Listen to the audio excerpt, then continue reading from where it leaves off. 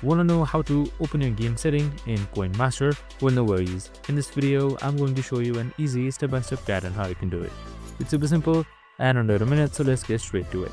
Now, first things first, just simply open up your KoinMaster game and you should be right here. And now by default, you should be either under your village or the spinner. So in order to open up your game settings, you need to open up the menu.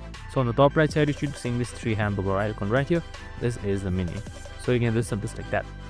Here you can see your default settings, and in order to select advanced settings, just simply select this gear icon right here, and you should be under the game settings, where you can just simply enable disable notifications, sounds, and much more. And that's it. I hope this video helped. If it did, make sure to like, subscribe, and tune in with us for more of these videos.